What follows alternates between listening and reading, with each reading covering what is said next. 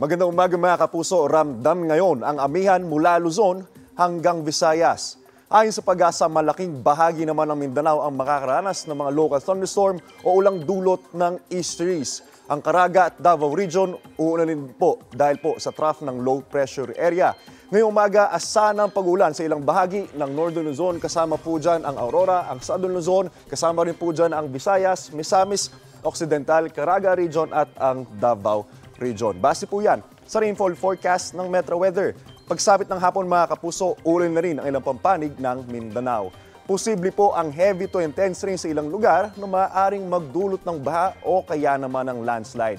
Mababa naman po ang tsansa ng ulan dito sa Metro Manila. Mga kapuso, update naman po tayo sa ating lagay ng mga dam dito sa ating bansa. Patuloy ang pagtaas ng water level ng Binga Reservoir sa probinsya ng Benguet. Mula sa water level na 569.54 meters kahapon, umakyat ito ngayon sa mahigit na 570 meters ayon sa Pag-asa. Bumaba naman ang tubig sa Angat, Ipo, Lamesa, kasama dyan ang Buklao, San Roque, Pantabangan, Magat at Caliraya Reservoir. Ako po si Anjo Pertiera.